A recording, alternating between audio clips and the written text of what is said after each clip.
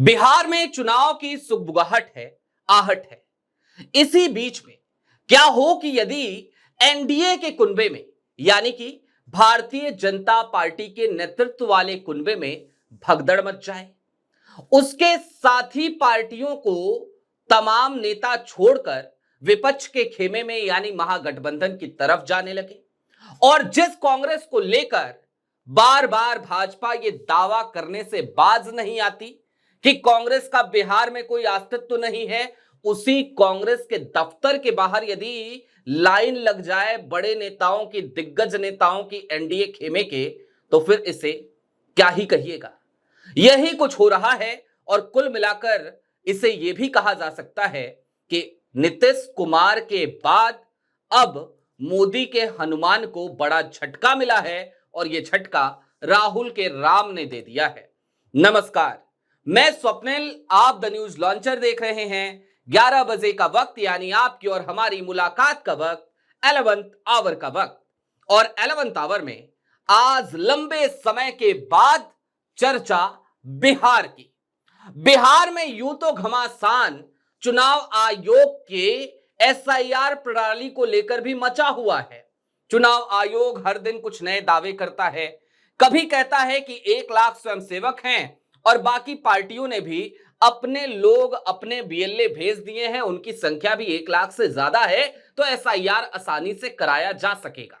लेकिन इन सब के बीच आज बात चुनाव आयोग की नहीं करेंगे, बात तो मोदी के हनुमान यानी कि चिराग पासवान की, उनके पार्टी में मचे भगदड़ की होगी और कांग्रेस दफ्तर के बाहर लगे लाइन की होगी। चिराग पासवान ने खुद भी ये दावा किया था हालिया दिनों में कि विधानसभा चुनाव लड़ना चाहते हैं। उन्होंने ये भी कहा था कि उनका अस्तित्व तो दरअसल बिहार में है, उनकी राजनीति तो बिहार में है। उन्होंने ये भी कहा था केंद्रीय मंत्री होने के बावजूद कि वो केंद्र की राजनीति में खुद को लंबे समय से तक देखना नहीं चाहते। लेकिन उन्हें चिराग पासवान की पार्टी से जुड़ी हुई जरा एक खबर अपनी स्क्रीन पर देख लीजिए। यह खबर आपको बताती है कि आज की तारीख में कैसे एक झटका लगा चिराग पासवान को। बिहार चुनाव से पहले चिराग पासवान को बड़ा झटका। पूर्व महासचिव ने थामा कांग्रेस का हाथ, बिहार कांग्रेस। और अब आपकी स्क्रीन पर बारी बारी से कुछ तस्वीरें चल रही हैं। इन तस्वीरों को बिहार कांग्रेस ने पोस्ट किया है अपने ट्विटर हैंडल से।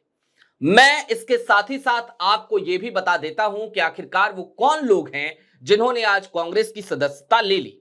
इनमें जो पहला नाम है वो नाम है लोजपा के पूर्व राष्ट्रीय महासचिव और 2 बार के विधायक रहे, एक बार भाजपा से भी विधायक रहे, डॉक्टर अच्युतानंद का। दूसरा नाम है नवल किशोर सिंह का, यह भी बड़ा नाम है लोजपा आर के। और तीसरा नाम है पूर्व प्रदेश महासचिव अमरेंद्र कुमार चौधरी का। इन तीनों ने आज कांग्रेस की सदस्यता ले ली। और इनको सदस्यता किसने दिलाई?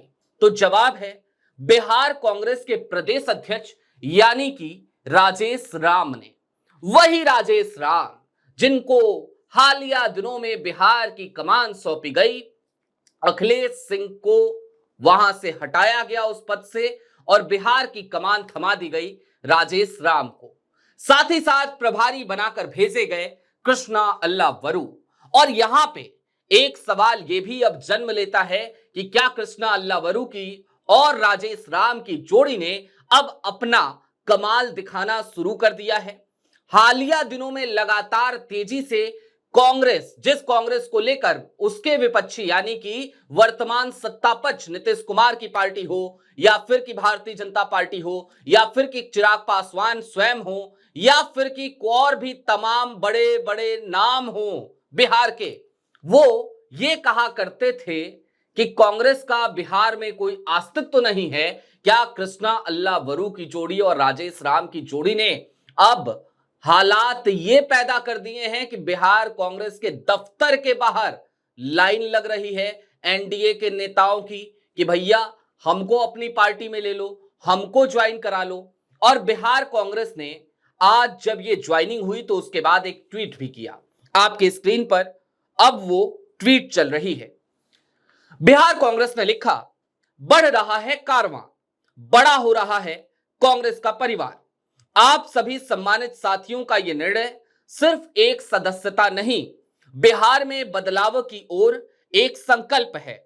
आज बिहार प्रदेश कांग्रेस मुख्यालय सदाकत आश्रम पटना में आयोजित मिलन समारोह में भाजपा के पूर्व विधायक सह एलजेपीआर के पूर्व राष्ट्रीय महासचिव डॉक्टर अच्युतानंद जी, एलजेपीआर के पूर्व प्रदेश महासचिव श्री नवल किशोर सिंह जी एवं एलजेपीआर के पूर्व प्रदेश महासचिव श्री अमरेंद्र कुमार चौधरी जी ने अपने सैकड़ों समर्थकों के साथ कांग्रेस पार्टी की सदस्यता ग्रहण की।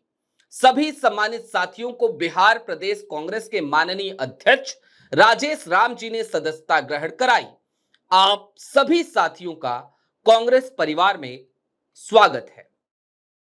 अब यह तो हो गई पोस्ट कांग्रेस की, लेकिन जिन लोगों ने आखिरकार आज एलजेपीआर को छोड़ा और खास तौर पे डॉक्टर अच्युतानंद जो पूर्व विधायक रहे हैं भारतीय जनता पार्टी के, उन्होंने जब छोड़ा तो आज क्या कहा वो आपको जानना चाहिए। अच्युतानंद जंदाहा और महनार विधानसभा से 2 बार विधायक रह चुके हैं। कांग्रेस में शामिल होने के बाद उन्होंने कहा कि बीजेपी और लोजपा के साथ लंबे समय तक जुड़े रहे हैं, लेकिन आज की तारीख में उन दोनों दलों में जमीनी कार्यकर्ताओं का सम्मान नहीं है। वे दोनों पार्टियां प्राइवेट लिमिटेड कंपनी बन चुकी हैं। और कांग्रेस को लेकर क्या कहा वो भी जान लीजिए। उन्होंने कहा कांग्रेस ने देश को एकता के सूत्र में पिरोने का काम किया है और लगातार देश की अस्मिता की रक्षा करते हुए विकास के पथ पर अग्रसर रखा है। इसलिए हमने तय किया है कि मिलकर बिहार के लिए काम करेंगे।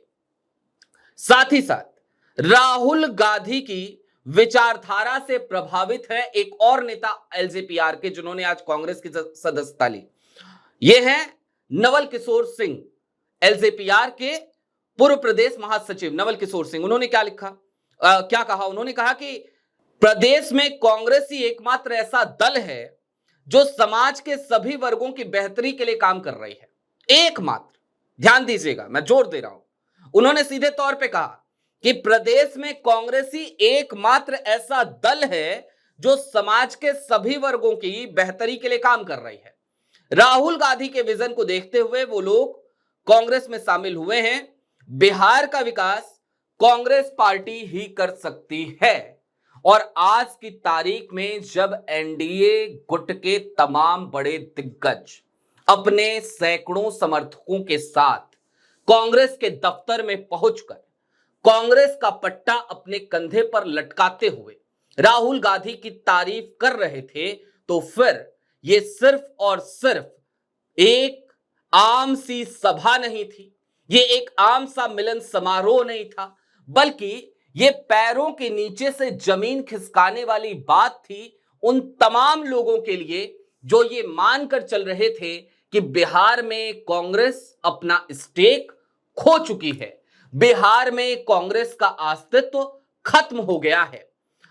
राहुल गांधी ने गुजरात में जो प्रण लिया था और जो बातें कही थी, और उससे पहले से भी राहुल गांधी ने संगठन को लेकर जिस तरीके से उसकी चूड़ियां, उसके पेच कसने शुरू किए हैं, आज की तारीख में बिहार से आई ये खबर उसी की एक बानगी है। यानी कि एक बात तो तय मानकर चलिए कि यदि कांग्रेस वाकई में धरातल पर लगातार काम करती रहे, वाकई में स्लीपर सेल्स को किनारे कर राजेश राम और कृष्णा अल्लावरू जैसे लोगों के कंधों पर जिम्मेदारियां डाले और कहे, टास्क दे और कहे कि भैया आपका ये काम है, आपको ये करना है, उन पर भरोसा भी जताए, तो निश्चित तौर पर उसके परिणाम सुखद हो सकते हैं।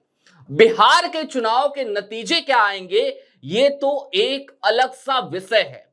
और ऐसा इसलिए भी क्योंकि हालिया दिनों में जिस तरीके से आरजेडी और कांग्रेस ने अपनी एक प्रेस कॉन्फ्रेंस करी, साझा प्रेस कॉन्फ्रेंस, जिसमें तेजस्वी यादव भी थे और पवन खेरा भी, और दोनों ने एक बात बड़ी जिम्मेदारी के साथ कही कि भैया 25 दिनों में एसआईआर करोगे कैसे? 2003 की वोटर लिस्ट है और 2003 की वोटर लिस्ट के बाद आपने ये कहा कि चलो 4.96 करोड़ लोगों से हम कोई खास दस्तावेज नहीं लेंगे, उनका सिर्फ क्लेरिफिकेशन करेंगे, लेकिन बाकी बचे वोटर्स का 25 दिनों के भीतर आखिरकार वेरिफिकेशन कैसे हो जाएगा? इसके जवाब में जो बातें कही चुनाव आयोग ने, उसने बहुत सारे संदेह पैदा कर दिए हैं, क्योंकि चुनाव आयोग ने कहा कि हमारे पास एक लंबी चौड़ी टीम है, बीएलओ तो है ही, बीएलएस भी हैं जो पार्टी ने उपलब्ध कराए हैं, जिसमें 51,000 बीएलएस तो सिर्फ और सिर्फ भारतीय जनता पार्टी के ही हैं, जबकि 27,000 बीएलए जनता दल यूनाइटेड के ही हैं। सोच लीजिए आप कि आखिरकार कौन बड़ा भाई है वहां पे। सत्ता में नीतीश कुमार है, लेकिन सबसे ज्यादा बीएलए जो हैं वो भारतीय जनता पार्टी के हैं। दूसरी तरफ 1 लाख बीएलएस के अलावा, 1 लाख कुछ बीएलएस के अलावा चुनाव आयोग ने यह भी कह दिया कि हमारे पास 1 लाख से ज्यादा स्वयंसेवक हैं। और यहीं पे संदेह पैदा होता है कि ये स्वयंसेवक हैं कौन? क्या ये राष्ट्रीय स्वयंसेवक संघ की शाखा से आए हुए स्वयंसेवक हैं क्या? कौन है ये स्वयंसेवक? निश्चित तौर पर आयोग पर नजर विपक्ष को रखनी होगी बहुत सघनता के साथ, और आयोग से हम ये उम्मीद भी कर सकते हैं कि भैया ईमानदारी से चुनाव होंगे। हालांकि आयोग पर जब भी सवाल उठाओ तो आयोग कहता है कि हम पे सवाल ना उठाओ, हम बड़ी ईमानदारी से काम कर रहे हैं। लेकिन इतना तय है, नतीजे जो भी आए, आज की तारीख में कांग्रेस सने सने कदमों से धीरे धीरे अपनी पार्टी के अस्तित्व को फिर से, अपने स्टेक को फिर से बिहार में पाती हुई नजर आ रही है। बहरहाल अभी के लिए दीजिए इजाजत, कल फिर मिलेंगे किसी और विषय के साथ द न्यूज लॉन्चर पर। इसी समय कार्यक्रम यही होगा 11th आवर। शुक्रिया।